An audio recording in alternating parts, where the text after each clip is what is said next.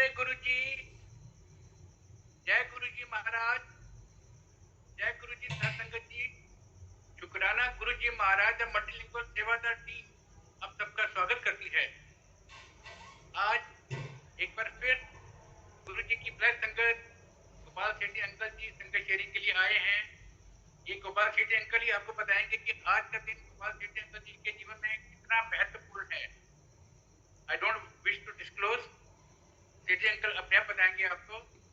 और सेशन को आगे बढ़ाने के लिए नीलिमा भाटी आंटी जी आपसे रिक्वेस्ट करते हैं, प्लीज सेशन को इनिशिएट करें। जय गुरु जी, over to you Neelima aunty.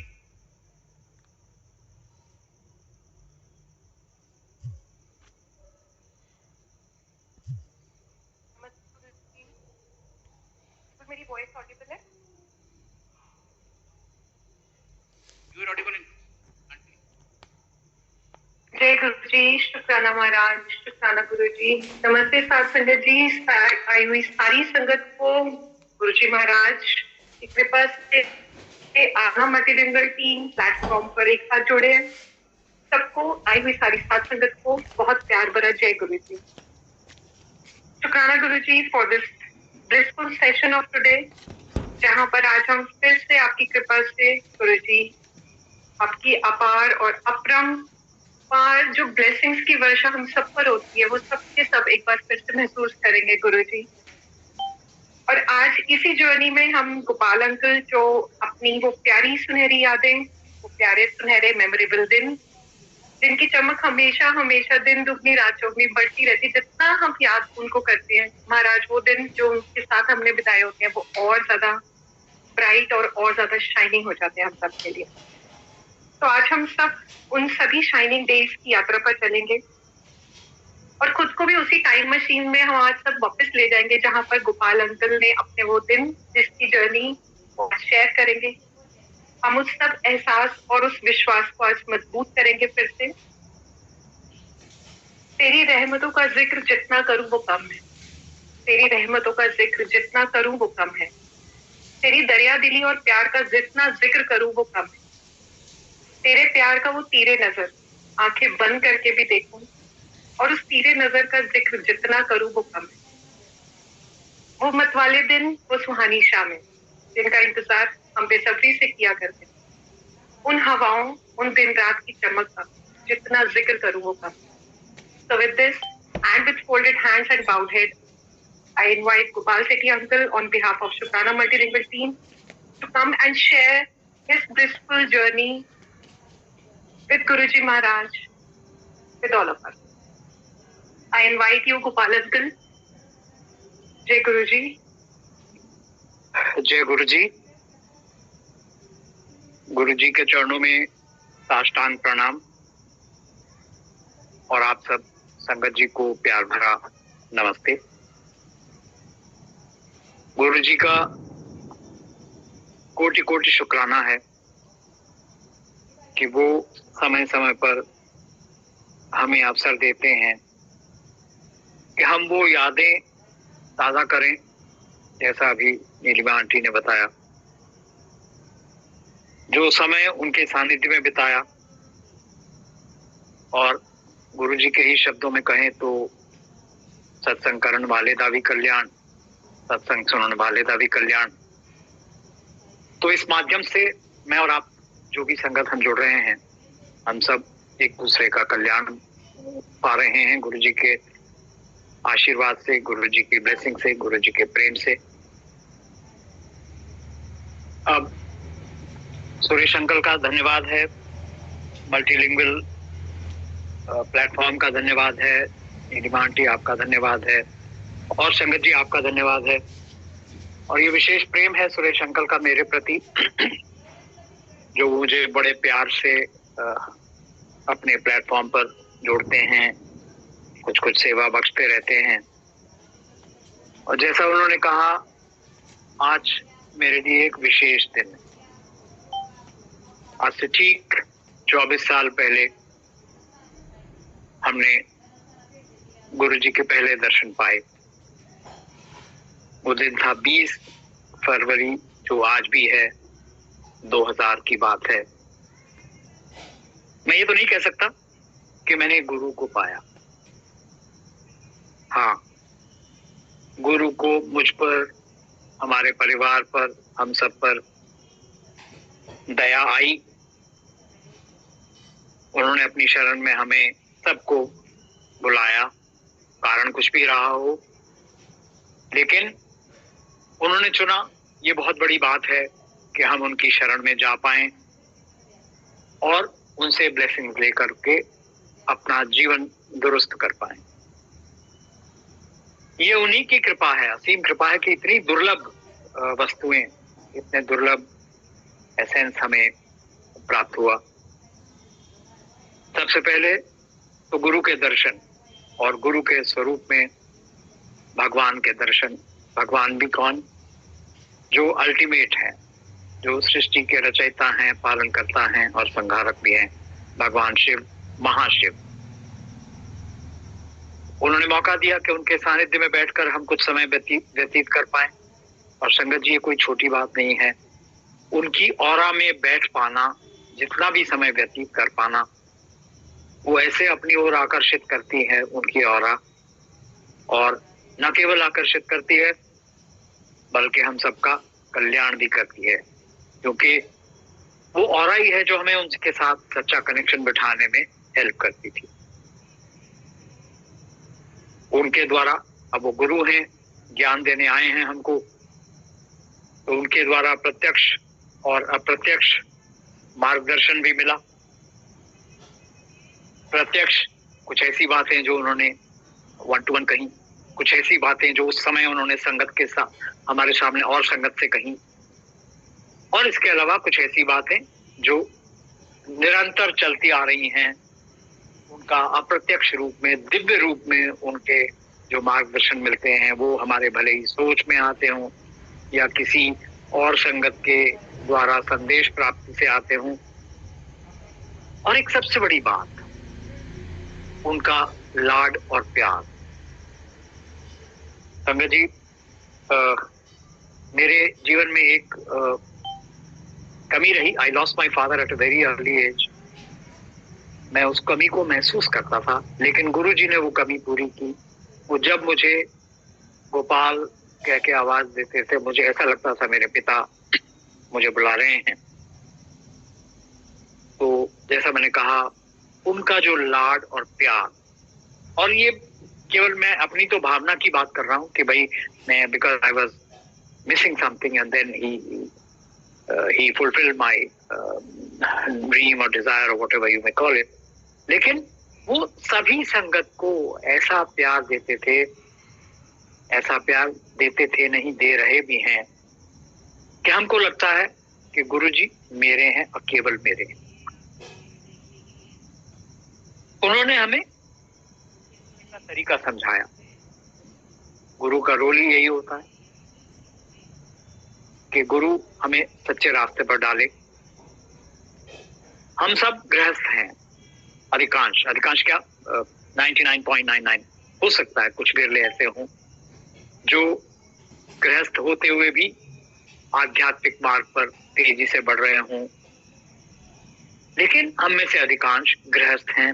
गुरुजी ये जानते हैं कि हमको अपने पारिवारिक, सामाजिक, इस तरह के सभी कर्तव्यों का पालन करना है। तो उन्होंने कभी किसी को ये नहीं कहा कि सब कुछ छोड़ बार करके आप मेरे साथ आ जाओ, मेरे पास आ जाओ, मेरे साथ ऐसे जुड़ जाओ या वैसे जुड़ जाओ।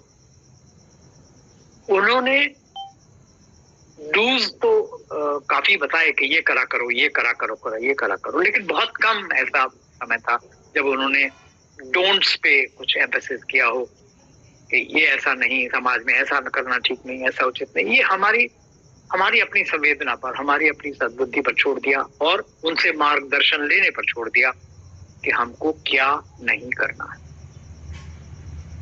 हम मनुष्य से मानव कैसे बने, इसी बात पर उनका एम्फेसिस था। एक तपस्वी बनना, एक देवता बनना, वो तो बहुत दूर की बात है, लेकिन हाँ, अगर हम उनके कहे पर चले, प्रयासरत रहें, अपना जो कुछ भी दे सकते हैं हम, अपना समय, अपनी अटेंशन, अपनी सामर्थ्य, जो भी कुछ दे सकते हैं, अगर वो गुरु को अर्पण करते रहें तो गुरु के लिए ये कुछ भी मुश्किल नहीं है कि वो हम सबको दिव्य लोक में पहुंचा दें और देवताओं की कैटेगरी में हमको भी बिठा दें। तो गुरुजी ने यही समझाया। तो संगत जी, जैसा मैंने कहा और सुरेश अंकल ने भी बताया, आज मेरे लिए विशेष दिन है। तो मैं आई am feeling nostalgic about it. कैसे, जैसे मैंने शुरू में भी कहा कि मैंने तो गुरु को नहीं पाया, कोई ऐसी अनुभूति नहीं हो रही थी मन में कि गुरु को ढूंढें, गुरु को पाएं। मतलब भी नहीं पता था तब तक कि गुरु का पाना, गुरु को हासिल कर पाना कितनी बड़ी चीज होती है। ऐसे ही समझते थे हम। बहुत लोगों से, मित्रों से, पारिवारिक सदस्यों से आता था कि हमारे साथ फलाने इंस्टीट्यूशन में चला करो, इसमें चला करो, यहाँ चला करो, ये करा करो। पर शायद ये कहूंगा कि डेस्टिनी तो कुछ और है, कुछ और थी। हमें मिलने तो महाशिव थे, तो शायद मैं ऐसी वैसी जगह, ऐसी वैसी से मेरा अभिप्राय ये नहीं कि कोई वो गुरु कोई भी हो जो विशेषकर जन कल्याण में जो भी जुटे हुए हैं, वो सब किसी ना किसी रूप में हम सबका कल्याण कर रहे हैं। चाहे वो कोई भी गुरु हो, लिविंग गुरु हो या जो भी, हम चाहे गुरुद्वारे जाएं, चाहे साईं बाबा के पास जाएं, चाहे किसी मंदिर जाएं, चाहे कहीं और जाएं, चाहे किसी संस्था से जुड़ें, अभिप्राय तो सभी का यही है कि वो हमारा कल्याण करें। लेकिन किस संस्था की, किस मार्ग की कितनी क्षमता है, वो कितना हमें प्रभावित कर सकते हैं, हमारे जीवन को कितना हमें पुश कर सकते हैं आगे बढ़ने को, ये निर्भर करता है हमें। तो बस मैं तो यही कहूंगा कि हमारी गुरुजी की कृपा ही है, वरना मेरे अंदर तो कोई गुण ऐसे नहीं कि मुझे कोई गुरु मिल पाते। उनकी दया हुई हम पर से मतलब मेरे सारे परिवार पर। उन्होंने अपने दर्शनों के लिए बुलाया। किस कारण से बुलाया, ये भी सत्संग में आगे शेयर करूंगा। और सबसे बड़ी कृपा ये रही कि उन्होंने अपनी शरण में रखा। जब तक वो उस रूप में विद्यमान थे तब तक भी, और अब जब वो दिव्य रूप में हैं, तो ये उन्हीं की कृपा है कि उन्होंने भटकने नहीं दिया। अब वो अलग बात है कि हमारे प्रयास इतने उत्तम नहीं हैं जितने होने चाहिए। ऐसे बड़े महापुरुष की का सानिध्य प्राप्त करके, ऐसे महापुरुष का ब्लेसिंग्स पा करके हमको किस गति से आगे बढ़ना चाहिए इस मार्ग पर, मैं अपने आप को जज तो नहीं कर सकता कि मैं कितना हूँ, लेकिन यही कह सकता हूँ अपने बारे में कि प्रयासरत अवश्य हैं। और हम सबको यही करना है कि हमको प्रयासरत रहना है, प्रयास नहीं छूटना चाहिए। तो सबसे पहले मैं गुरुजी की कुछ ऐसी बातें जो उन्होंने हम सब के लिए, गुरुजी 1-to-1 कुछ बातें कहा करते हैं। कुछ जैसा मैंने कहा, संगत के बीच में बैठे हुए वो ऐसे समझाते हैं, प्रवचन तो नहीं करते थे वो, लेकिन कभी कभी छोटी गैदरिंग में कुछ न कुछ ऐसी बातें बताते थे। कुछ ऐसी बातें उनमें से ऐसी हैं जो मेरे, आपके या इसके उसके लिए नहीं, वो हम सभी के, हम सबका कल्याण करने के लिए वो शब्द उनके बहुत ही महत्वपूर्ण हैं जो उन्होंने कहे। और वो रास्ता उन्होंने जो हमें बताया, समझाया, वो बहुत सरल है। ऐसा नहीं है कि हम जिसका पालन ना कर सकें। तो पहले मैं ऐसी कुछ बातों के बारे में कुछ चर्चा करेंगे और फिर उसके बाद जो मेरी जर्नी है, जिसमें मैंने जैसे कहा कि हमारा जो कल्याण, शारीरिक, मानसिक या कोई और जो भी कल्याण उन्होंने करना था वो किया, और इसके अलावा जो हम पर अपनी दया दृष्टि बनाई हुई है उसके बारे में भी चर्चा करेंगे। तो सबसे पहली बात तो संगत जी, गुरुजी ने जो हम सबको समझाया वो ये है कि गुरुजी कहा करते थे, मैं ਤੁਹਾਨੂੰ ਰੱਬ ਨਾਲ ਮਿਲਾਣ आया। लोकी रब नूं भुले बैठे ने और रब तो डरना नहीं चाहिए, रब नाल प्यार करो। तो बात सही है, ये समय ही बड़ा भयानक है, कलयुग, और अभी तो घोर कलयुग, और ना जाने और क्या क्या देखना है। तो इस कलयुग में, और गुरुजी ये जानते हैं कि ये ऐसा समय है जिसमें हमारे लिए, साधारण जीवों के लिए, ईश्वर के लिए समय निकालना बहुत कठिन काम है, क्योंकि हम अपने जीवन को आगे बढ़ाने में, हम अपनी पारिवारिक रिस्पॉन्सिबिलिटीज को तय करने में इतने व्यस्त हो जाते हैं, क्योंकि होड़ मची हुई है चारों तरफ। हम भाग दौड़ में ही लगे हुए हैं कि मैं ये भी कर लूं, वो भी कर लूं, ऐसा भी कर लूं, वो कर लूं, मैं, परिवार है, बच्चों की शिक्षा ऐसी होनी चाहिए, मेरे पास ये संपत्ति होनी चाहिए, मेरे पास ऐसा होना चाहिए, वैसा होना चाहिए।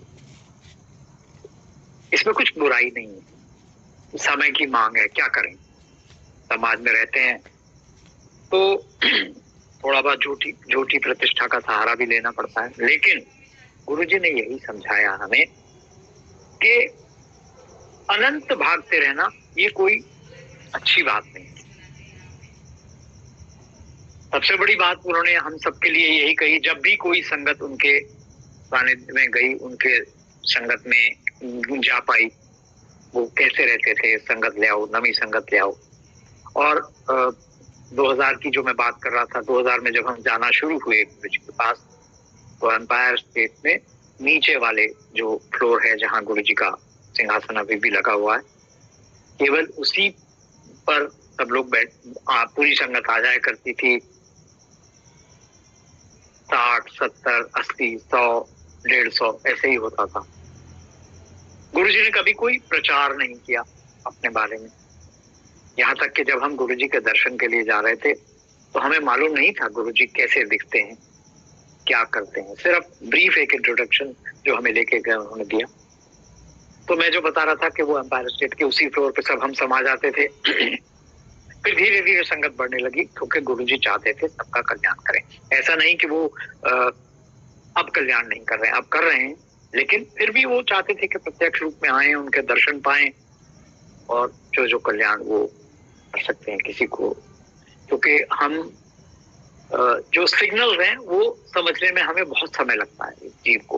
प्रत्यक्ष रूप में मैं किसी को कहूँ ये करो, वो शायद उसके समझ में जल्दी से आएगा, लेकिन अगर मैं कहूँ कि मेरे इशारों से बात समझ जाओ तो वो थोड़ा मुश्किल है। तो इसीलिए मुझे लगता है संभवतः गुरुजी, हालांकि वो जानते थे, क्योंकि हम सब कई लोगों को कहते थे गुरुजी के पास जाने के लिए, चलने के लिए, मगर एक जो रिकॉर्डेड मैसेज जैसे होता है ना, वैसे आंसर्स मिला करते थे हमें कि नहीं हम ना लिविंग गुरु में विश्वास नहीं करते।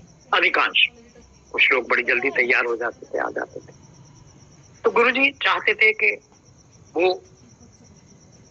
उन्होंने तो तय कर ही रखा था कि कितना समय उन्होंने संगत के साथ ऐसे प्रत्यक्ष रूप में रहना है।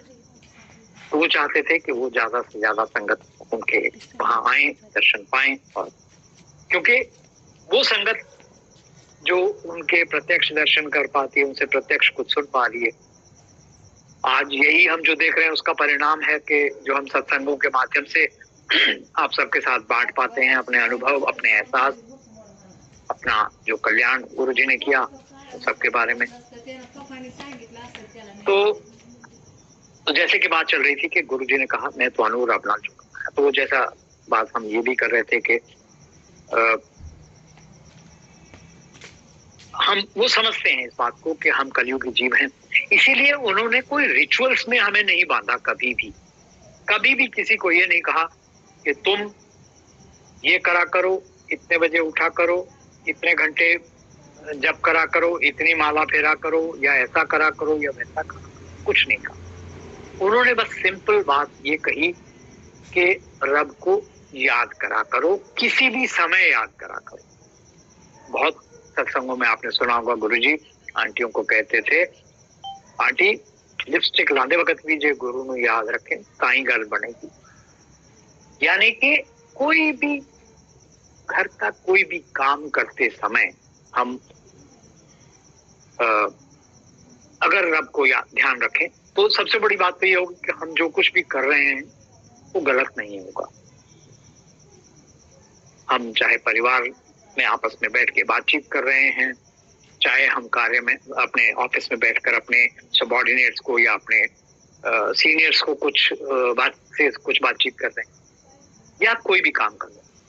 वो कहते थे ऑफिस जाते वक्त बस में जा रहे हो तो, ड्राइव करके जा रहे हो तो, जैसा कर रहे हो तो सिर्फ रब को चेते रखना, रब को याद रखना। उन्होंने ये नहीं कहा कि 108 बार मेरा नाम लेना है या 1008 बार मेरा नाम लेना है या इतनी मालाएं फेरनी है। तो कभी ऐसे उन्होंने बंधनों में हमें बांधा नहीं, रिचुअल्स में हमें बांधा नहीं। हम जो आजकल मंत्र जाप करते हैं ऐसा उस समय नहीं होता था। ये गुरुजी का बताया हुआ मंत्र है। ये हमारी श्रद्धा है कि हम उसको अपने जीवन में ढाल लिया सभी के। और इस मंत्र जाप में कितनी पावर है वो तो सब हम समझते ही हैं। हमको ज्ञात है कि हम इस मंत्र जाप ने कितनों का कल्याण किया है। इसके अलावा गुरुजी की आरती तो रूटीन में तो नहीं हुआ करती थी कभी भी, एम्पायर स्टेट में कभी नहीं हुई। कोई बड़े फंक्शन पर वो भी कभी कभी गुरुजी इजाजत दे देते थे कि चलो भाई चला लो। तो वो बड़े फंक्शनों में आपने देखे होंगे, बड़े बड़े मंदिर के कुछ वीडियोस भी हैं फंक्शंस के, जहाँ आंटियां अंकल आरती कर रहे हैं गुरुजी की। तो कहने का अभिप्राय ये कि उन्होंने हमें इस प्रकार के द्वंद्वों में नहीं डाला कि ऐसा करने से रब मिलेगा या वैसा करने से मिलेगा। रब मिलेगा, कलयुग का समय है, नाम जपने से।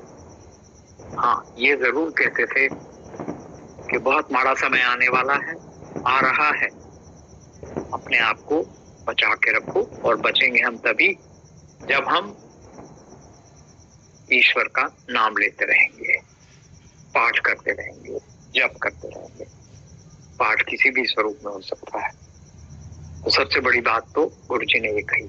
और जो भी गुरुजी के दरबार में गए, पहली दफा गए, दूसरी दफा गए, तो उन्होंने सबसे बड़ा शब्द उन्होंने प्रयोग किया कि आ गया, चल तेरा कल्याण हो गया, तेरा एडमिशन भी हो गया। तो इसका मतलब यह है कि जो भी गुरु से जुड़ रहे हैं, जो एक बार से अधिक जा पाए हैं, वो ये सब यही मान ले। अब प्रत्यक्ष रूप में तो नहीं गुरुजी कह रहे, लेकिन आपका मन खिंच के जाता है बड़े मंदिर में, एम्पायर स्टेट में या किसी और सत्संग में, इसका मतलब ही यही है कि गुरुजी हमें इजाजत दे रहे हैं उनके छत्र छाया में रहने की। वो एडमिशन हमारा हो गया है। इसलिए अब ये इसकी वेट ना करें कि गुरुजी ने तो हमसे कहा नहीं, या गुरुजी ने मेरे ड्रीम में आकर नहीं कहा। आप बार बार आ जा रहे हैं, that is more than enough. आपका मन लग रहा है, that is more than enough. तो उन्होंने कहा कि जो संगत में आ गया उसका कल्याण निश्चित है। फिर वो ये कहा करते थे कि जा ऐश कर। इसके अलग अलग मीनिंग हम संगत ही डिवाइस करती रहती है। और जो मैंने इसका अभिप्राय समझा वो यही है कि रब ने जो दिया है तुझे, उससे संतुष्टि रख और उसको एंजॉय करना सीख, रादर देन कि भागम भाग में लगे हुए हैं हम, और अर्जित कर ले और अर्जित कर ले। अगर हम ईश्वर को याद रखेंगे, ईश्वर की शरण में बने रहेंगे, तो कल्याण निश्चित है। और हमारी जो मांगे हैं, हमारी जो इच्छाएं हैं, हमारी जो कामनाएं हैं, उनकी पूर्ति भी होती ही रहेगी, क्योंकि गुरु जी ने, ईश्वर ने, भगवान शिव ने ये सृष्टि की रचना के साथ ही तय कर दिया कि भगवान विष्णु को ये सौंप दी जिम्मेवारी कि वो हम सबका लालन पालन करते रहें, हम सबको संभाले रखें। तो इसलिए गुरुजी यही हमें समझाते रहे कि चिंताओं में मत पड़ो, ईश्वर को याद रखो, ईश्वर तुम्हारी सब देखभाल करेगा। अब सिर्फ एक छोटा सा भेद है इसमें, वो ये मान लेना चाहिए कि हमने क्या मांगा और हमको क्या मिला।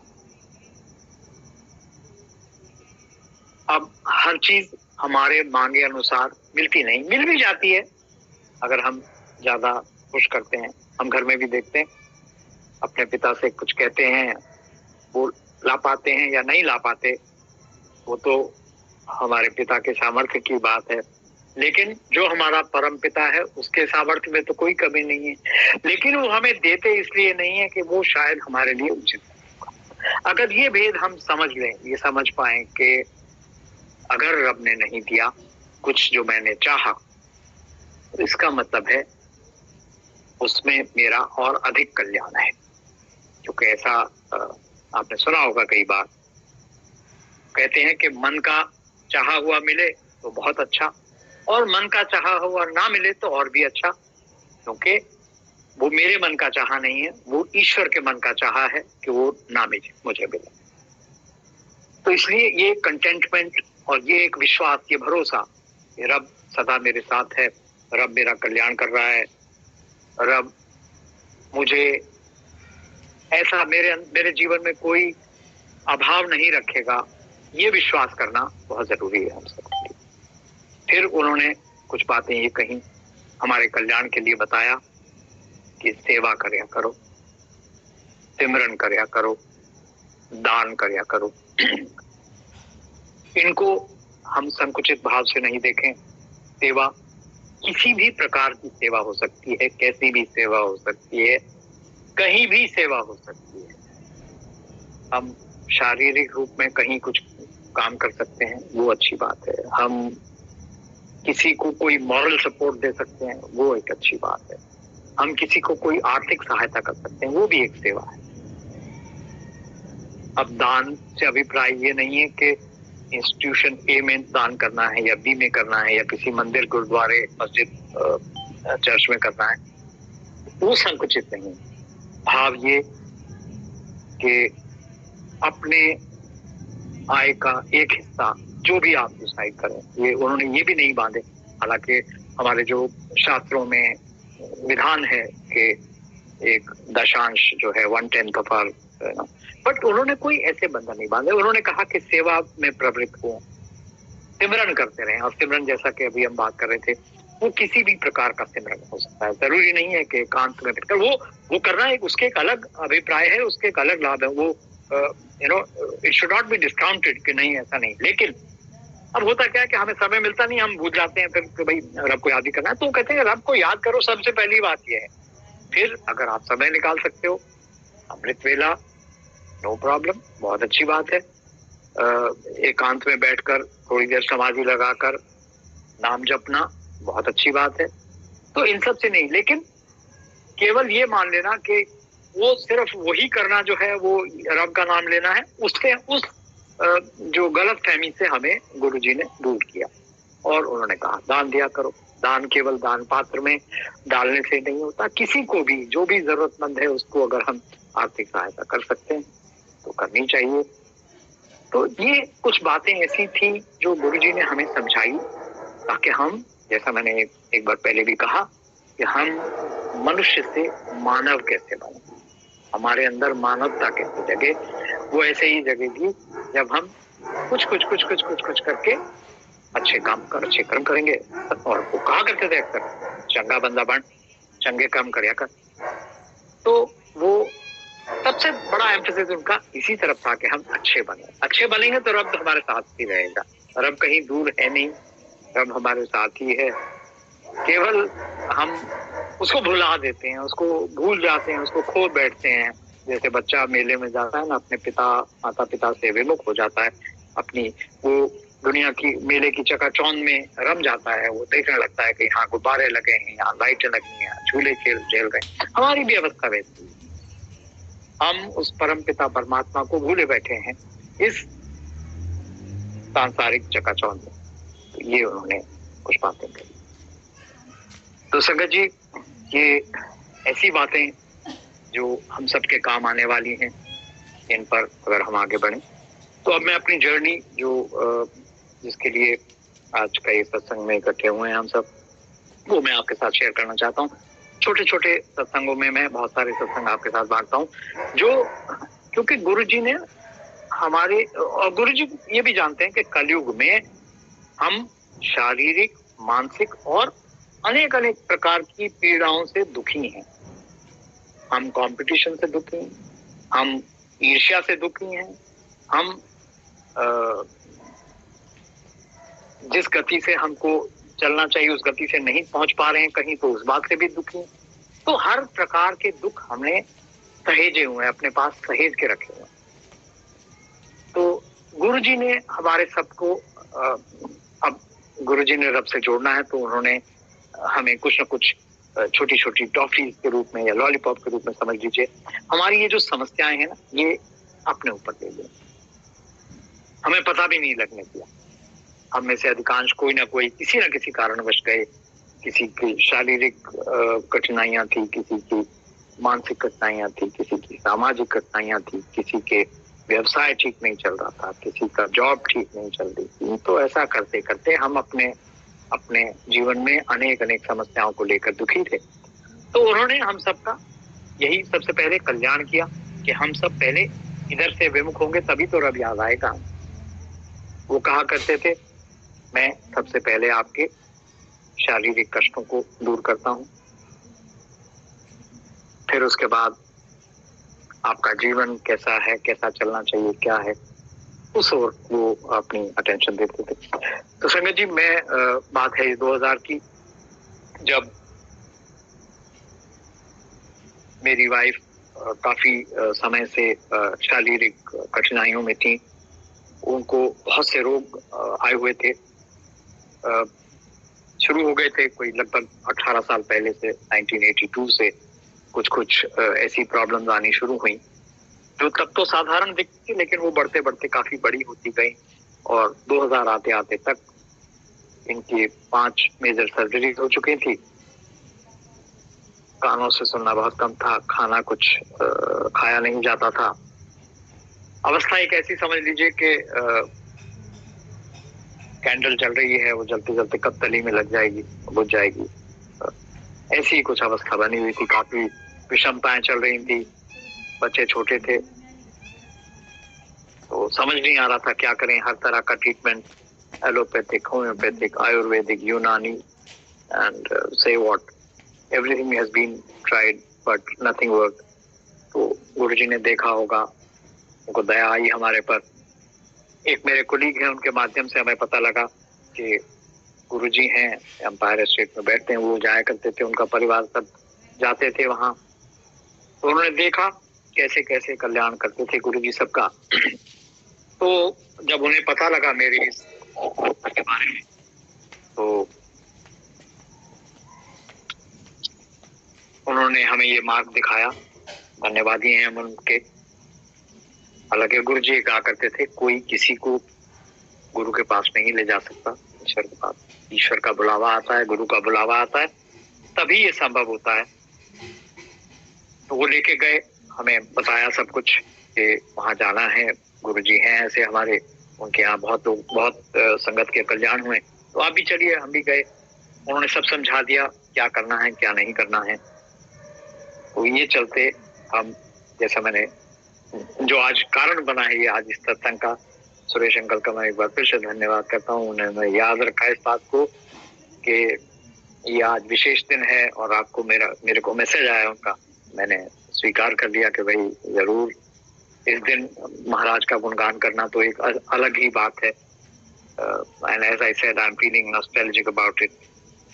मेरे रोंगटे खड़े हो रहे हैं जब भी मैं उस समय को याद करता हूँ। और लगभग ऐसा ही समय था, इसी समय हम पहले उनके घर गए, कोई 8 बजे करीब हम सब इकट्ठे होकर के एम्पायर स्टेट पहुंचे। व्हीकल्स पार्क करके अंदर गए, अंदर जा करके वो आगे आगे लाइन में चल रहे थे एम्पायर स्टेट में, हम पीछे पीछे। तो जैसा मैंने बताया, गुरुजी का स्वरूप तो कोई उस वक्त दिखाता नहीं था, अगर उनके पास होते भी थे तो वो हमें लेके गए, हमें नहीं मालूम था। उन्होंने सिंपली ये बताया कि गुरुजी के दर्शन करो, वहां उनको कुछ बताने की जरूरत नहीं है, वो जो भी कुछ वहां मिले वो सब ग्रहण करना है, वो एक प्रसाद है और उसी में ही कल्याण निहित है। तो हम गए, तो जहाँ where we take off our shoes, वहां जब when we were taking off our shoes, तो बहुत ही सुंदर मधुर वाणी में गुरबाणी की आवाज बाहर तक सुनाई दे रही थी, म्यूजिक सिस्टम से बाहर आ रही थी। तो गुरबाणी से थोड़ा नाता रहा है, पंजाबी फैमिली से हैं, तो सुनते रहते थे, लेकिन ऐसा कोई रेगुलर बेस नहीं होता था। तो वहाँ वो शब्द मेरे को अभी भी याद है, जो मांगे ठाकुर अपने ते सोई सोई देवे। और वहाँ पर जहाँ बाहर आंगन में बड़ी जबरदस्त फ्रेग्रेंस आ रही थी, तो पहले तो यह आभास हुआ कि शायद वो रूम स्प्रे वगैरह कुछ किया होगा, लेकिन फिर बाद में पता लगा ये तो गुरु जी की दिव्य सुगंध है, खुशबू है, जो ईश्वर के रूप में हम सबका कल्याण करती है।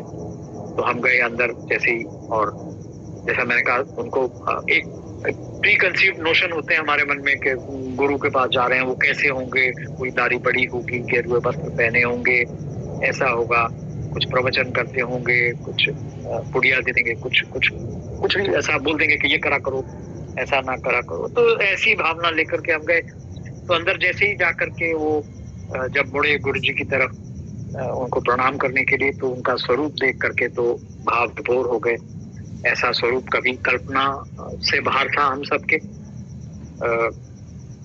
कल्पना भी नहीं की थी कि ऐसा सुनहरा सुंदर स्वरूप ईश्वर का हो सकता है।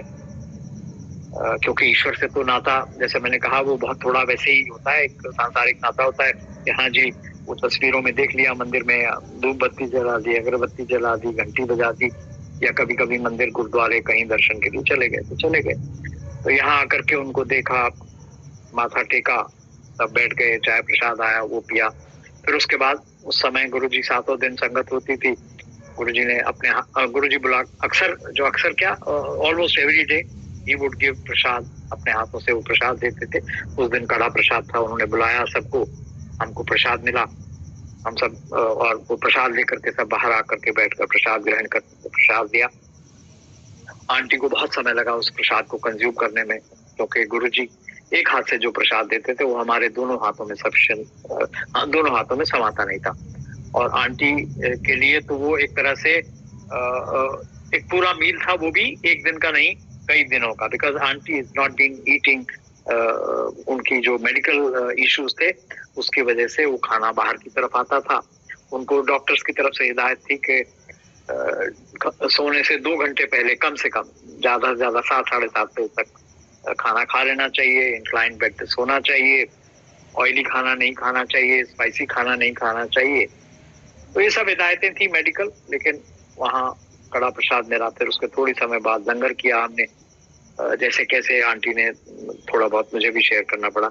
वो लंगर करके फिर हम बैठ गए, गुरुजी बुला के फिर इजाजत, थोड़े समय में हमें बोला, इजाजत हो गई, हम चले गए।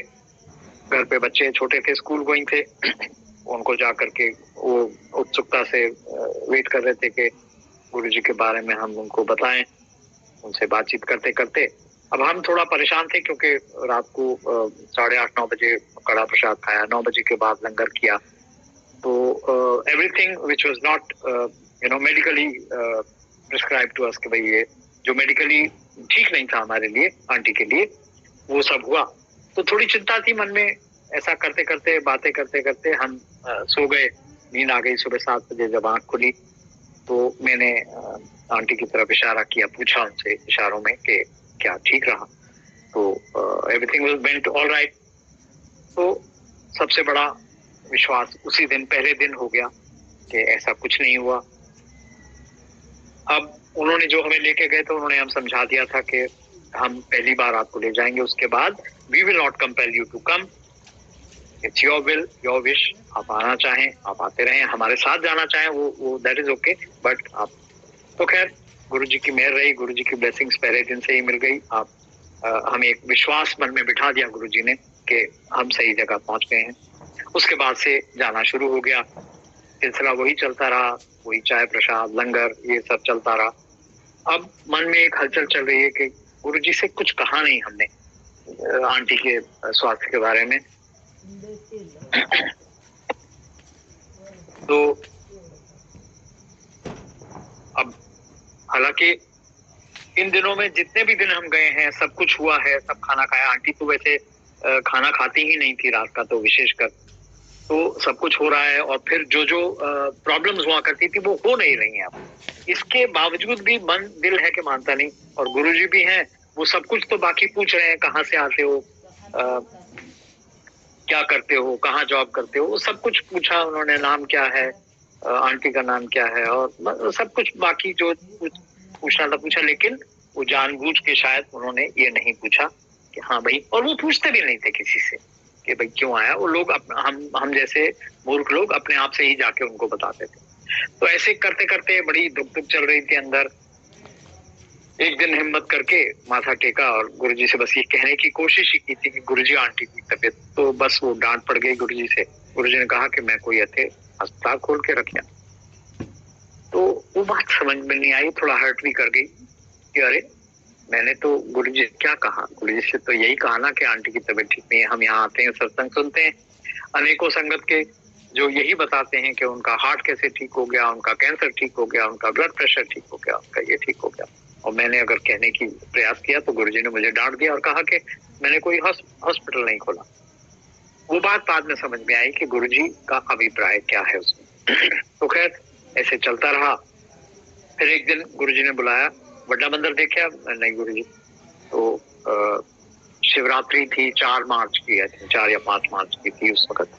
तो उन्होंने कहा अच्छा परसों शिवरात्रि है, बड़े मंदिर होगा, ऐसे नहीं आना। तो फिर हम बड़े मंदिर गए उस दिन। पहले तो गुरुजी का स्वरूप देख के ही हम आश्चर्यचकित स्तब्ध रह गए थे।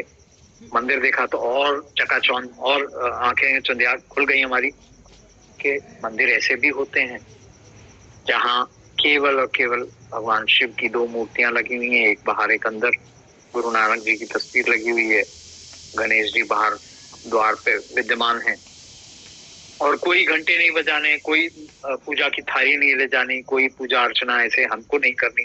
वो गुरु जी आएंगे, वो ही बैठेंगे, वो एक और गुरु जी का सिंहासन लगा हुआ है, वो आएंगे, संगत को ब्लेस करेंगे, शब्द कीर्तन चलेगा। तो बड़ा अनूठा अनुभव वहां पर भी। उस दिन जो लंगर खाया, उसके अगले दिन से जो भ्रम हमारे मन में चल रहा था वो मिट गया कि अब कुछ कहने की जरूरत है, क्योंकि लगभग 15 दिन हो गए थे जाते हुए, 15-20 दिन। तो इस दौरान हमें एक अंदाजा हो गया कि अब कुछ कहने की जरूरत नहीं है। वो जो मन में जो एक दुविधा चल रही थी, कि द्वंद्व चल रहा था कि कहें ना कहें, तो कुछ सुना नहीं तो क्या हुआ। तो ये सब के चलते वो हो गया। और ऐसे ही 1-2 दिन और बीते तो हमने वो आंटी से जो हमें लेके गई थी उनको कहा कि आंटी अब इनकी तबीयत जो है काफी ठीक है, अब बहुत अच्छा लग रहा है, गुरुजी से कल्याण हो गया। तो उन्होंने जाके गुरुजी को बताया। गुरुजी ने उस दिन उनको कहा ये सत्संग शेयर करने के लिए जो मैंने अभी आपके साथ बांटा। फिर उसके अगले दिन से गुरुजी ने मुझे सत्संग करने के लिए खड़ा कर देते थे। उन्होंने मेरे अनेक नाम रख दिए थे। मैं एक हांगकांग बेस्ड कंपनी में काम करता था, तो मुझे हांगकांग के नाम से बुलाते थे, कभी वो 50,000 के नाम से बुलाते थे, कभी गोपाल ही कह दिया करते थे, कभी कुछ और। तो ऐसा करते करते वो सत्संग का सिलसिला वहां शुरू हुआ। जो सत्संग मैं अभी आपके साथ बांटा, वही सत्संग मैं वहां गुरुजी के समक्ष किया करता था। उसमें एक बात और हुई कि एक दिन जब मैंने सत्संग ये जहां तक अभी आपको सुनाया उतना समाप्त किया था, उसके आगे गुरुजी ने मुझसे कहा कि वो जिपर वाली गलती था। तो मैं थोड़ा सा हैरान हुआ कि जिपर वाली तो कोई बात नहीं, मुझे कुछ ध्यान भी नहीं था कोई जिपर की ऐसी कहानी है हमारी। तो अगले ही क्षण गुरुजी ने ही ये हमें थॉट दिया मुझे। हुआ ऐसा था कि 95 में आंटी की सर्जरी होनी थी। हम दोनों हॉस्पिटल के एक रूम में बैठे हुए थे सर्जरी से एक रात पहले। तो just wanting to cheer her up, मैंने इसको ऐसे ही बोल दिया। मैंने कहा देख डॉक्टर ना तेरे को हर चीज के लिए सर्जरी बता देते हैं, और सर्जरी भी मेजर होती है और स्टमक की होती है। तो मैं उनको बोलता हूँ कि एब्डोमेन में तुम्हारे जिपर लगा दे ताकि जब मर्जी आए चाहे वो खोल लें। और उसके बाद तो खैर वो बात आई गई हुई। तो वो हम दोनों 2 लोगों के बीच की बात थी और 4 दीवारी के बीच की बात थी। तो गुरुजी ने ये हमें दर्शा दिया कि उनसे कुछ भी छुपा नहीं है, उनसे कुछ भी छुपाने की जरूरत नहीं है। वो हमारा आगा पीछा सब जानते हैं, हमारा भूत क्या है, वर्तमान क्या है, भविष्य क्या है, सब उनको पता है। बेहतर होगा कि हम उनको समर्पण कर दें और अपना कल्याण कराते रहें। तो ये सत्संग संगत जी पहला मेरा जो मैं शुरुआत इसी से करता हूँ कि जो सत्संग मुझे और हमारे परिवार को गुरु जी के दर्शन करा पाया, वो कारण ये बना। इसी में मैं एक और चीज ऐड करना चाहता हूँ कि आंटी को उसके परिवार के ही एक किसी सदस्य ने जो थोड़ा हाथ देखना जानते थे, तो उन्होंने एक बार कहा था बहुत पहले, जब मैरिज भी नहीं हुई थी, कि तेरी ना उम्र छोटी है। तो हमें यही लगता है कि जब हम गए गुरुजी के यहाँ जा पाए, वो शायद ऐसा समय था जब संभव था, अंत निकट था, लेकिन गुरुजी ने अपनी शरण में लेकर के जो भी उनकी मन में दया आई हम पर, हमारे परिवार पर, उन्हें लगा होगा कि बच्चे छोटे हैं, गोपाल तो ऐसे ही बुद्धू है, तो उन्होंने जीवन दान दिया। और ये उन्होंने अपने शब्दों में कहा भी। एक बार लोहड़ी के दिन आंटियां ये मंदिर में थी, कुछ सेवा वगैरह कर रही थी, तो गुरुजी आए। गुरुजी ने जो सेवारत आंटियां थी उनको पहले तो सबको जो संगत बैठी थी उनको प्रसाद दिया, फिर इनको बुलाया सेवादारों को और इनको सबको प्रसाद दिया। तो ये आंटी जब प्रसाद देके गई तो पीछे जोशी आंटी थी, उनको कहा कि देख रहा है गोपाल आंटी मरण चली सी, उनकी नींद सोनी हो गई। तो ये बात गुरुजी ने भी अपने मुख से कही कि ये बिल्कुल ऐसा समय था। तो गुरुजी जैसा गुरुजी अक्सर सब हम सबको समझाया करते थे, मैं तुम्हारे जीवन की सबसे पहले सुरक्षा करता हूँ, तुम्हारे शारीरिक रोगों की सुरक्षा करता हूँ, फिर उसके बाद जो तुम्हारी जो दुनियावी चीजें हैं वो देता हूँ। तो ये संगत जी पहला, इसके बाद और छोटे छोटे अब मैं करके, क्योंकि ये मेन था, तो मैं अब इसमें अब हमने तब से पूरे परिवार जाना शुरू कर दिया, और भी लोग मेरे परिवार के sisters, brother in law, niece etcetera, सभी लोग हम जाना शुरू हो गए। तो एक बार गुरुजी अपने स्वरूप के बारे में कभी कभी ऐसे अपने आप से भी कह दिया करते थे। मेरी सिस्टर नोएडा में रहती थी तब, वो आई दर्शन करने के लिए, तो शायद दूसरी बार आई थी वो, तो ऐसे ही माथा टेका, तो मेरे से कहते हैं मतलब वो मेरी और उनकी रिजेम्बलेंस बहुत है, तो मेरे से कहते हैं तुम्हारी माता जी है। मैं कहते हैं गुरुजी बड़ी बहन। कहते हैं मेरी बहुत पुरानी भगत है। तो मैं थोड़ा हैरान हुआ कि मेरे बहुत पुरानी भगत कैसे हो गई, अभी तो दूसरी बार आई। तो फिर मुझे ध्यान आया कि वो तो बहुत पहले से शिव भक्ति में लीन रहती हैं, शिव जी के मंदिर जाना, सोमवार के व्रत रखना इत्यादि इत्यादि, बहुत जो भी वो शिव जी के लिए वो करती थी। तो फिर मुझे समझ में आया कि गुरुजी शिव का ही स्वरूप है। ऐसे ही जो आंटी हमें लेके गई थी, उन्होंने एक दिन गुरुजी को कहा, गुरुजी हम ना कहीं घूमने जा रहे हैं। तो अच्छा ठीक है, होके आ जा। तो हम एक हफ्ता नहीं आएंगे। तो ठीक है, वो चले गए। तो जब वो आए, वो उसके बाद आना शुरू किया, तो एक दिन वो कहते हैं, हाँ भाई आंटी हुआ ही फिर वैष्णो देवी। तो वो बता के नहीं गए थे कि वो वैष्णो देवी जा रहे हैं, उन्होंने सिंपली यही कहा कि हम घूमने जा रहे हैं। तो वो थोड़ा हैरान भी रह गई, क्योंकि किसी को भी नहीं मालूम था ये बात। तो गुरुजी तो उनको बार बार छेड़ दिया करते थे, अच्छा 10 फिर वैष्णो देवी तो की लेके आई ऐसे 10। तो फिर उन्होंने एक बात कही जो हमारे सबके जो भ्रमों को मिटा देती है। वैसे अब तो खैर कोई भ्रम नहीं है, हम सब ये विश्वास रखते हैं कि गुरुजी महाशिव है, सदाशिव है। वो कहते कमली मैनू 10 दिन दी, मैं तो इत्थे ही दर्शन करा देने सी वैष्णो देवी, तो उत्ते साडी बेटियां हैं। तो तब संगत के लोग अक्सर हमें कहते थे कि गुरुजी शिव का स्वरूप है, आज पुराने वो मिलने आए, उनसे ये देवी देवता मिलने आते हैं, ये है वो। तो तब थोड़ा मतलब ऐसा लगता था कोई ड्रीम वर्ल्ड की बात कर रहे, पता नहीं कहाँ से ऐसी बातें ये सुन के आते हैं संगत जी। लेकिन धीरे धीरे जब एक बार जब मैंने शिव पुराण में पढ़ा, और शिव पुराण भी गुरुजी की आज्ञा हुई, गुरुजी ने एक दिन कहा शिव पुराण पढ़िया कर, तो वो शिव पुराण गुरुजी ने ब्लेस भी करके दी। तो वो जब पढ़ रहे थे, तो उसमें जब वो एक वक्तव्य आता है, जब ब्रह्मा जी और शिव जी का संवाद है, कि शिव जी ने कहा कि सृष्टि की रचना ब्रह्मा जी तुम ही करोगे, मैं तो गुरु का स्वरूप धारण करके पृथ्वी पर आऊंगा, और कलयुग के जो जीव हैं, जो कष्ट में दुखों में होंगे, उनका कल्याण करने के लिए मैं गुरु का स्वरूप। तो तब ये सारे भ्रम हमारे भी मिट गए।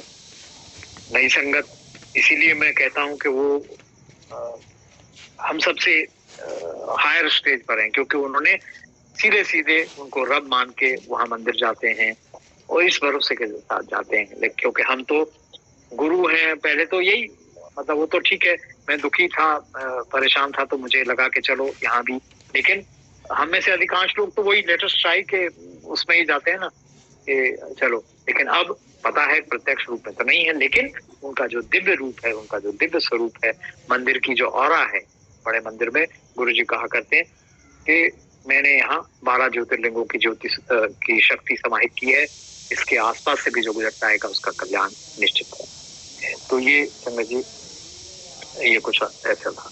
फिर जर्नी आगे चलती रही मेरे बेटे का।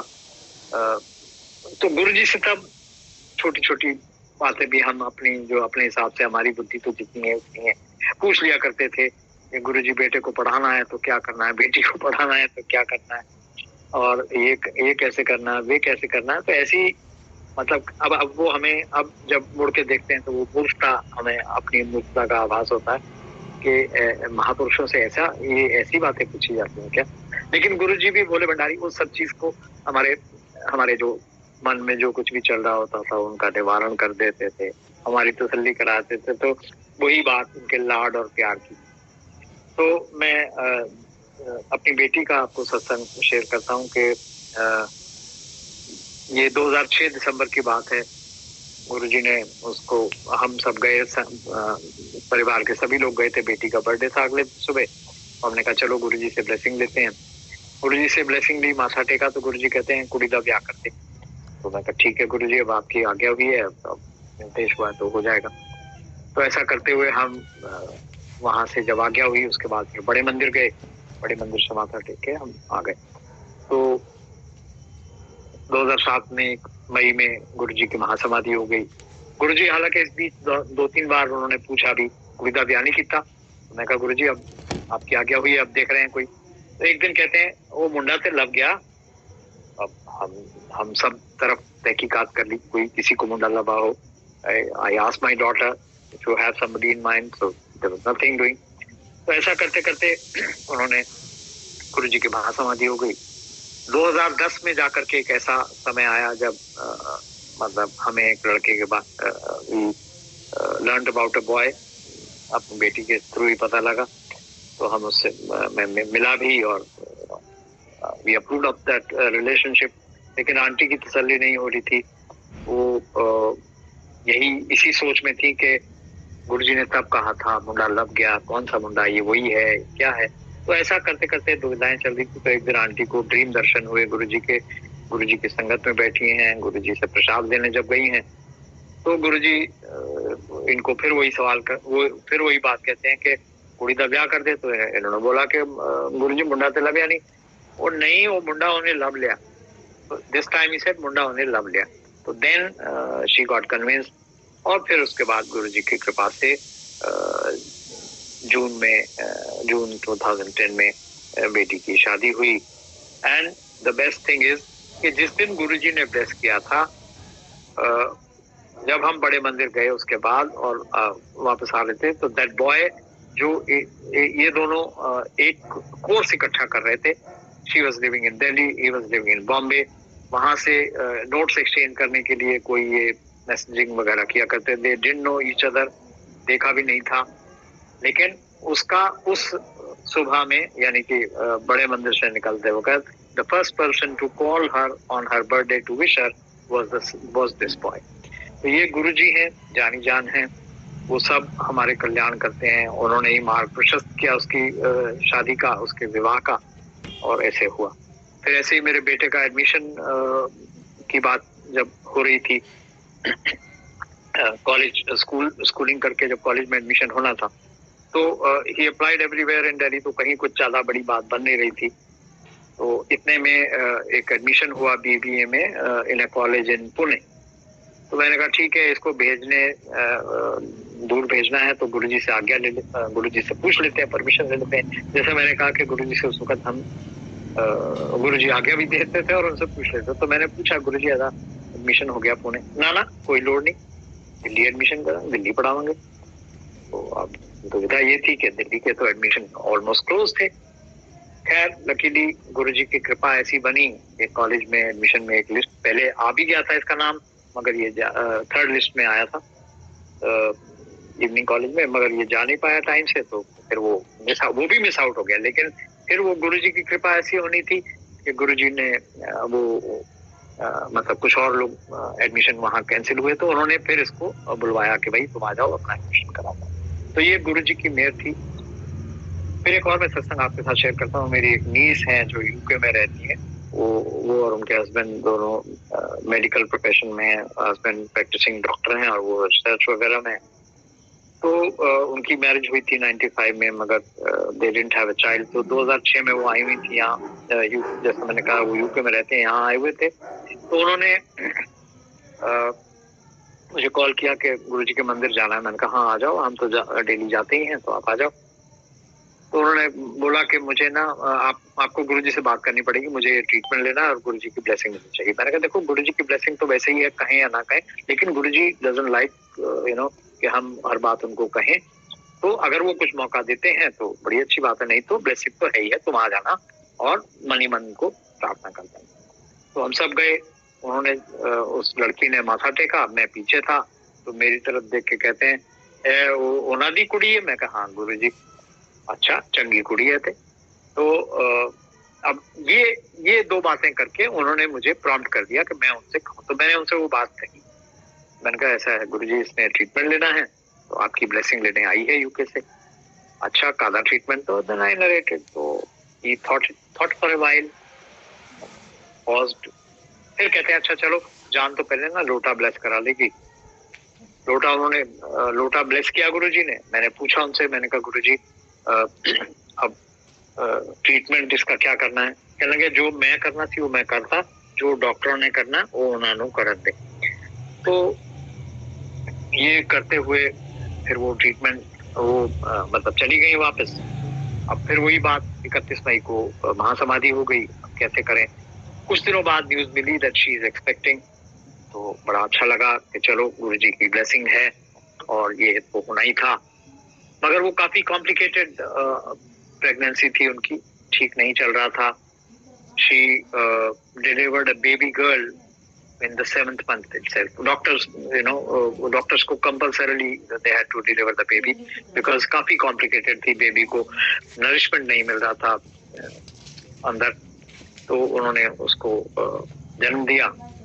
तो मैं काफी दिन से बात नहीं हुई थी, तो then I asked my nephew. मैंने कहा भाई वो कोई न्यूज तो उन्होंने बताया मुझे। मैंने कहा अरे तो अच्छी बात है, बेबी गर्ल है, you should have told us. he said कि मैं क्या बताता, वो doctors are not at all optimistic, क्योंकि the baby girl was just hardly 500 ग्राम।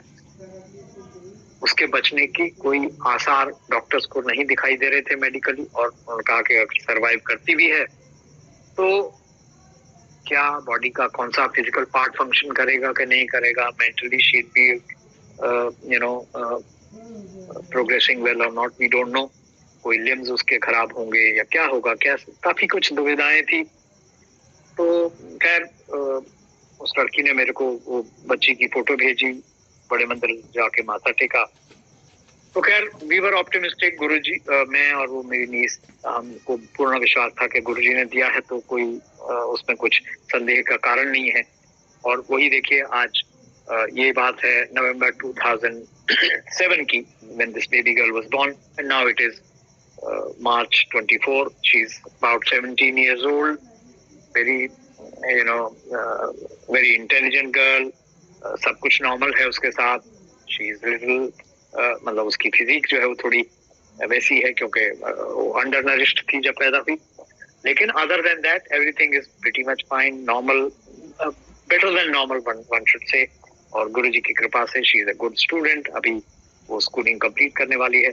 तो ये गुरुजी की मेहर है। इसके अलावा अभी मेरे साथ भी लास्ट ईयर 21 में एक कुछ इश्यूज हुए मेरी हेल्थ को रिलेटेड। मेरे को कुछ प्रॉब्लम्स हो रही थी ब्रीदिंग में। I was losing weight, I was getting weaker and weaker. Coughing बहुत होती थी। तो कोविड का उस वक्त पीक पीरियड चल रहा था। दिस वाज सम टाइम दिसंबर जनवरी 2021। तो ऐसा करते करते मेरी इसी नीस ने, जिसकी मैं बात अभी कर रहा था, उसने एक दिन मेरे को जूम सत्संग पे देखा तो she felt bad about it कि मैं तो काफी वीक हो गया हूँ मुझे हालांकि इतना नहीं महसूस होता था। तो उसने मेरे को अपने हस्बैंड जो कि एक डॉक्टर है वहां पर, उनसे बात कराई। उन्होंने मेरे को सजेस्ट किया। ये मार्च की बात है, जब तभी वैक्सीन आई थी, तो पहली डोज वैक्सीन की लग गई थी। तो उन्होंने मेरे को बोला कि तुम जाओ डॉक्टर को दिखा के आओ, और हो सके तो चेस्ट एक्सरे वगैरह करा लो, अपनी चेस्ट एग्जामिन करा लो। वैसे कुछ ज्यादा गड़बड़ नहीं लग रहा, बट एनीवे वेंट देयर। मैं थोड़ा डिले कर रहा था, मगर गुरुजी को जल्दी थी। गुरुजी wanted me to go promptly. मैंने जिस दिन की अपॉइंटमेंट ली थी, वो हॉस्पिटल से फोन आ गया, यदि आप 4 दिन पहले आओ, क्योंकि डॉक्टर फिर उसके बाद छुट्टी पे जा रहे हैं, होली का समय था। एक दिन मैं शिव पुराण का पाठ कर रहा था मल्टीलिंगुअल पेज पे ही, फेसबुक पेज पे। I mean I was not facing the camera, मेरी सिर्फ आवाज सुनाई दे रही थी।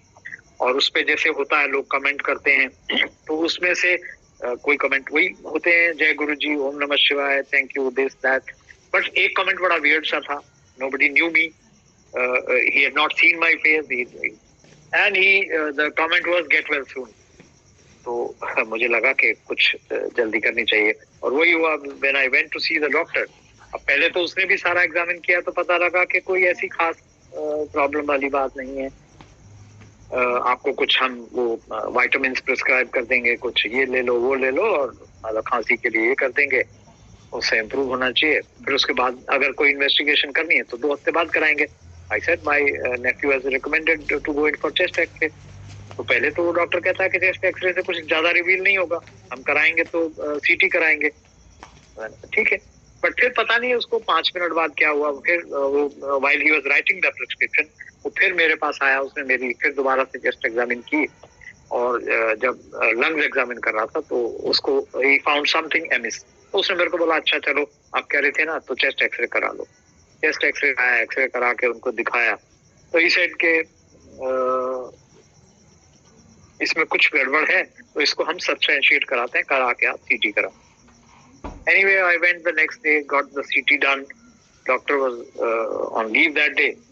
उन्होंने तो नहीं CT देखा, तो CT की रिपोर्ट मुझे शाम को मिल रही थी, but I happened to see that x ray की फिल्म देखी थी डॉक्टर ने, रिपोर्ट नहीं देखी थी।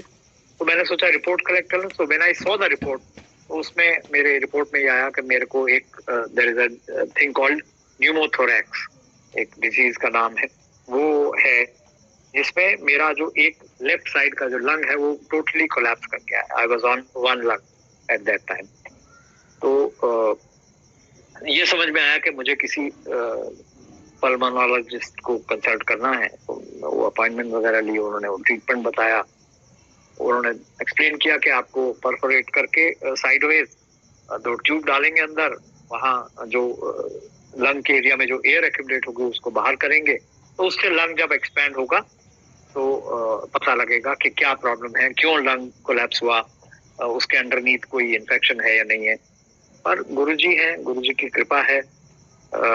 Although it took me a while being in hospital, मैं हॉस्पिटल में रहा, 2 हफ्ते लग गए, 14 दिन पूरे लगे। I don't know why Guruji quarantine me for that period, अभी तक नहीं समझ में आया। लेकिन उस दौरान में ये समझिए कि सिवाय इसके कि कुछ वो जो परफोरेशन की हुई थी उसकी वजह से जो ट्यूब्स अंदर गई थी वो एक डिस्कम्फर्ट था।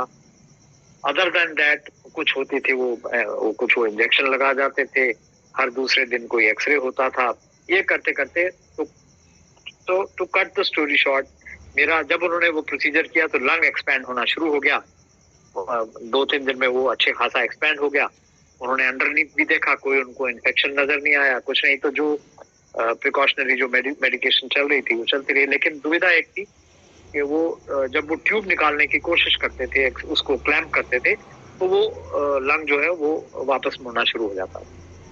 अब डॉक्टर्स की भी समझ में नहीं आ रहा। कोई जूनियर डॉक्टर आके मेरे को कहता था कि जो हो इसकी भी तो अब मेजर सर्जरी करनी पड़ेगी, चेस्ट के थ्रू जाना पड़ेगा, हो सकता है लंग पंक्चर्ड हो, उसको सील करना पड़ेगा, ये करना पड़ेगा।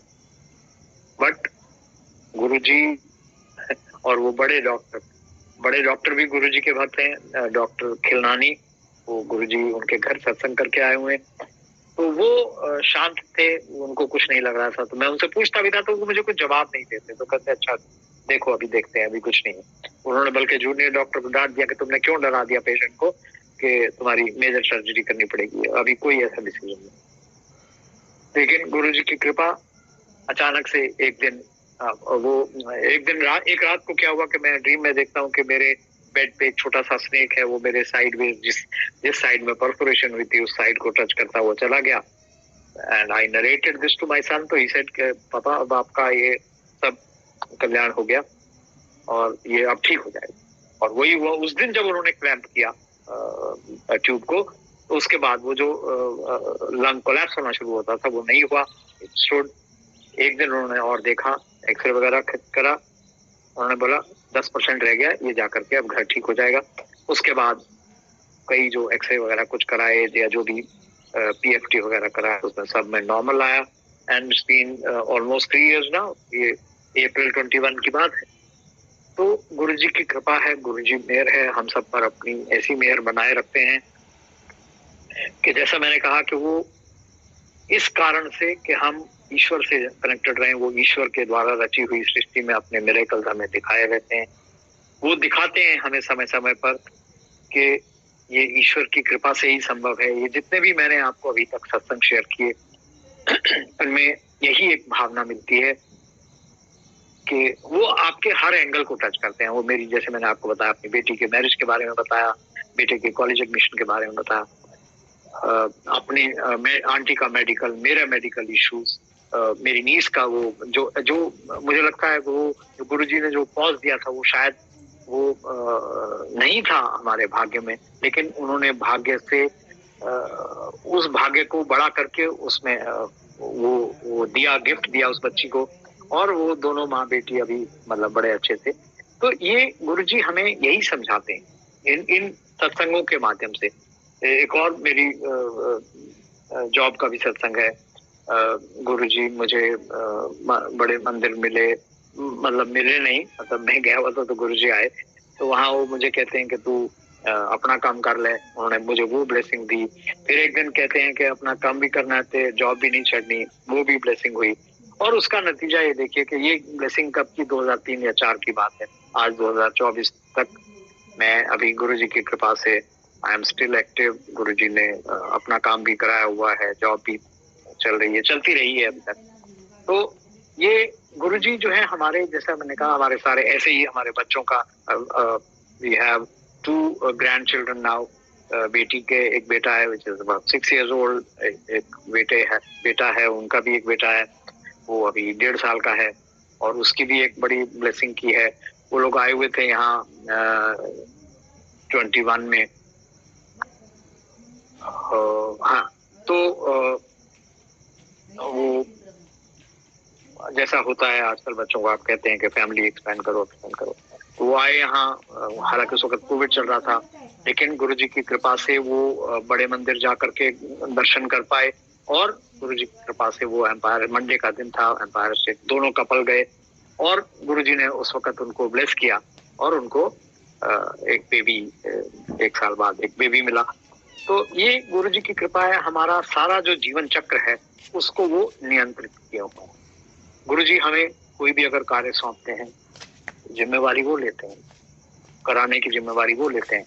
वो भी मैं आपको 2 छोटे सत्संग सेवा के बारे में, जो कुछ सेवा, जैसे हम तो गर्व करने लगते हैं कि हमें सेवा मिली है, तो हम तो पता नहीं क्या गुरुजी के खास हो गए, लेकिन वो सेवा हमारे कल्याण के लिए, हमारे कर्मों को, हमारे कष्टों को काटने के लिए होती है। ये 2 सत्संग मैं आपके साथ शेयर करता हूँ। हुआ ऐसा था कि बड़े मंदिर में फंक्शन चल रहा था, ये 2001 या 2 की बात है। गुरु पूर्णिमा का सत्संग था। तो जैसा आप लोग जानते हैं कि गुरुजी काफी मेजॉरिटी ऑफ संगत जब चली जाती थी, उसके बाद कुछ संगत बैठे होते थे। कभी वो किसी को डांस करने के लिए बोल देते थे, कभी गाना गाने के लिए, रिंकू आया करते थे। तो एक दिन तो ऐसे ही काफी देर हो गई थी, लगभग 2-3 बज चुके थे। तो गुरुजी का आदेश हुआ कि जो भी संगत बैठी इनको चाय प्रसाद पिलाओ। तो सिंगला अंकल ने आके मुझे बोला कि अंकल, हलवाई के पास दूध खत्म हो गया, जरा दूध का कहीं से बंदोबस्त करो, गुरुजी का आदेश हुआ। तो मैं वहां से बड़े मंदिर से चला। सारा रास्ता बिल्कुल, उस वक्त तो आप इमेजिन कर सकते हैं काफी सुनसान होता था। मैं फतेहपुर तक आया, देखा, मुझे उम्मीद थी कि यहाँ शायद 1-2 दुकानें खुली होंगी, कोई हलवाई की, या कुछ वहां दूध मिल जाएगा, वहां नहीं मिला। तो मैं एक बार को तो मन में आया कि मैं चलो वापस चलता हूँ। अब तो दूध यहाँ दिख नहीं रहा, but something kept me pushing के नहीं, और आगे जाओ और आगे जाओ और आगे जाओ। ऐसे आगे करते करते जहाँ छतरपुर मंदिर है उससे थोड़ा पहले मैंने देखा कि मैं लेफ्ट हैंड पे जा रहा हूँ, राइट हैंड साइड पे एक व्हीकल खड़ा है, बड़ा सा व्हीकल लग रहा है, उसकी हेडलाइट जल रही है। तो पास जाके देखा तो वो मिल्क वैन थी, मिल्क वैन थी, और वहाँ वो मिल्क के पैकेट्स और जो कंटेनर्स हैं वो डाउनलोड कर रहे थे। तो वहां जाकर के मैंने उनसे कहा कि भाई मुझे थोड़ा दूध चाहिए, तो उन्होंने कहा अच्छा थोड़ा हमें आप थोड़ा वेट करिए, हम ये कर लें। उन्होंने जैसे ही वो करके तो मैंने वो दूध लिया और वापस चलने लगा। तो मुझे मेरे मन में आया कि मैं उनसे पूछूं कि क्या आप हर वक्त यहाँ पर इसी समय होते हैं? तो ड्राइवर का जवाब था नहीं जी, हम तो पहुंचते हैं 4:15 बजे, अभी 3:15 बजे फिर कैसे पहुंच गए भाई? कहने लगा जी मैं जब ये दूध वहाँ डिपो से लोड हो रहा था तो मेरी आंख लग गई और मेरे को अचानक से ऐसे झटका लगा कि अरे बहुत लेट हो गया, और मैं बिना टाइम देखे अपना गाड़ी लोड होकर के और गाड़ी को आगे बढ़ा के यहाँ आके देखा तो 1 घंटा पहले पहुंच गया। तो ये गुरु जी की कृपा है जो वो हमारे को सेवा भी सिरे लगाते हैं। इसी तरह के एक और छोटा सत्संग है कि एक गुरु जी ने मेरी एक सेवा लगाई कि यहाँ संडे के संडे एम्पायर स्टेट से फ्री होके ये काम बड़े मंदिर में करना है और वहां से फिर घर जाना। तो होता रहा, चलता रहा कुछ समय तक ये लगातार। एक दिन ऐसा हुआ कि बड़े मंदिर के रास्ते में बहुत जैम था वहां से, क्योंकि वो आपको पता है उधर बहुत सारे वो हैं फार्म हाउसेज हैं जहाँ शादी ब्याह के लिए वो दिए जाते हैं। तो पूरा ट्रैफिक जैम था, हम नहीं जा पाए। तो उस दिन फिर हम सीधे घर चले आए। तो अब जो काम मुझे सौंपा था वो होना, उसका जो वो था वो थर्सडे को होता था। तो मेरे मन में थोड़ा जोर आ गया कि भाई अब ठंड का मौसम है, अब जाएंगे। तो इसलिए मैं ऐसा करने लगा कि पहले घर आ गए अपने, और अगले दिन में या उसके अगले दिन किसी भी होकर दिन में जाके वहां वो काम किया। लेकिन ये नहीं समझ में आ रहा था कि गुरुजी ने अगर कुछ ऐसा कहा है तो वो हमारे कल्याण के लिए और वो उसी वक्त करना होता। तो एक दिन गुरुजी ने जब मैं माथा टेक रहा था मैंने टोका और कहने कि वो कम करके ना फिर कर जाना है, पहले नहीं जाना। तो गुरुजी हम सब पर पूरी निगाह रखते हैं, क्योंकि वो जो ब्लेसिंग वो दे रहे हैं वो उसमें कोई कमी ना आए, इसके लिए वो हमें समय समय पर गाइड करता रहता है। तो संगत जी ये सारे जो इतने जो सत्संग मैंने जो आपके साथ शेयर की वो उसका अभिप्राय सबका यही है, हमारी समझ में यही बात आनी चाहिए कि हम अपने जो नित्य प्रति के काम हैं, हमारे सांसारिक काम हैं, पारिवारिक काम हैं, सामाजिक काम हैं, उनको हम गुरु जी का नाम लेकर के शुरू करें। गुरु जी का नाम लेकर के उनकी समाप्ति होगी तो उसमें कल्याण ही कल्याण निश्चित है, और वो हमारे हर काम में सहायी है। हमारे मुझे याद आती है मेरी जहाँ मैं जॉब करता था, मेरी बॉस थी लेडी, तो वो बहुत ट्रैवल करती थी काम के बिजनेस के सिलसिले में। तो एक दिन मेरे से पूछते हैं वो आई नहीं, मैं कहा जी नहीं होते, वो अमेरिका गई है। अच्छा उन्होंने कमली है हमें फिरती फिरती रहती है। मैं उन्होंने कहा बड़े मंदिर जाके 1 घंटा सेवा करे, वो काम थे अपने आप बनते जा। तो ये चीजें ये सिर्फ कही हुई बात नहीं है, इस बात के पीछे एक बहुत बड़ा गुण ज्ञान है हम सबके लिए कि हम ईश्वर पे भरोसा रखें। काम हमें करना है, हमारी दुविधा यही है कि हम कर्म ईश्वर के ऊपर छोड़ देते हैं, जबकि हमें कर्म नहीं, कर्म हमें करने हैं और ईश्वर के ऊपर उसका परिणाम छोड़ना है। परिणाम हमारे मन मुताबिक होगा या नहीं होगा ये कहने इसकी कोई गारंटी नहीं है, लेकिन जो भी परिणाम होगा वो हमारे भले के लिए होगा, ये निश्चित है, ये तय है। तो संगत जी बहुत समय हो रहा है, हालांकि मुझे वासन अंकल से बहुत लिबर्टी दे दी थी उन्होंने कि जितना समय भी आप लो, लेकिन बस बातें यही है, इन सत्संगों का अभिप्राय यही है, विश्वास को एनहांस करना, ईश्वर के प्रति श्रद्धा को एनहांस करना। गुरु जी हमारे लिए सबके लिए लिखित में दे के गए हैं ब्लेसिंग्स ऑलवेज। इससे बड़ी बात क्या हो सकती है?